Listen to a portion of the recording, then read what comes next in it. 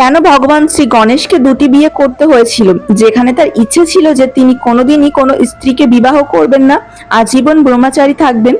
এক পৌরাণিক কাহিনী থেকে জানা যায়, এক অভিশাপের কারণে দেবী তুলসী যখন মর্তে জন্মগ্রহণ করেছিলেন, তখন তিনি তার আসল স্বরূপ দৈব শক্তি সবকিছুই ভুলে গিয়েছিলেন। সাধারণ বালিকার মতো বড় হয়ে ওঠে। তবে দেবী তুলসী মনুষ্য রূপে জন্মগ্রহণ করেও তার পরম আরাধ্যা শ্রীকৃষ্ণকে ভুলতে পারেননি। তিনি সর্বদা শ্রীকৃষ্ণ তথা নারায়ণের প্রতি গভীর ভক্তিতে মগ্ন থাকতেন। তিনি সর্বত্রই তার আরাধ্য প্রভু শ্রীকৃষ্ণের মধুর ধুন শুনতে পেতেন।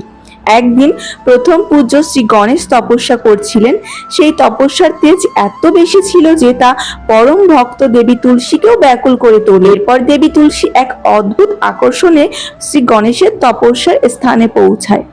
তপস্যারত শ্রী গণেশের সৌন্দর্য দেখে তিনি মনে করেন তিনি নিশ্চয়ই তার আরাধ্য প্রভু শ্রীকৃষ্ণ। ভাবে বিভোর হয়ে তিনি যেন শ্রী গণেশের মধ্যে শ্রীকৃষ্ণকে দেখতে পান। দেবী তুলসী ভগবানের এই অপরূপ সৌন্দর্যের দর্শনে সন্তুষ্ট থাকতে পারেনি।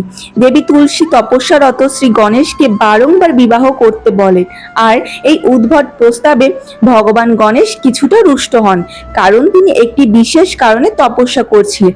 মাঝপথ তপস্যা ভঙ্গ হওয়ায় তিনি দেবী তুলসীর উপর রেগে যান আর সেখান থেকে প্রস্থান করার অনুরোধ জানান। শ্রী গণেশের তেজস্বী সৌন্দর্য দেখে দেবী তুলসী মোহিত হয়ে পড়ে এবং তিনি তাকে বিবাহ না করে প্রস্থান করবেন না তা তিনি পরিষ্কার জানিয়ে দেন, কারণ তার কাছে প্রভু শ্রীকৃষ্ণ ও শ্রী গণেশ এক। শ্রী গণেশ দেবী তুলসীকে বোঝানোর চেষ্টা করেন শ্রীকৃষ্ণ এবং তিনি একই পরম ব্রহ্মের অংশ হলেও তাদের সবকিছুই আলাদা।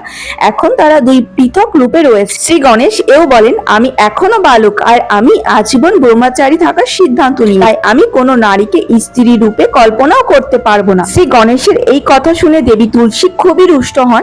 তার বিবাহ প্রস্তাব প্রত্যাখ্যান করায় নিজের রাগ সংযোজন করতে না পারে তিনি শ্রী গণেশকে অভিশাপ দেন, তুমি কখনোই ব্রহ্মচারী থাকতে পারবে না, তোমাকে বিয়ে করতেই হবে, তাও দুজন স্ত্রীকে। এই কারণেই ভগবান শ্রী গণেশকে দুটি বিবাহ করতে হয়েছিল।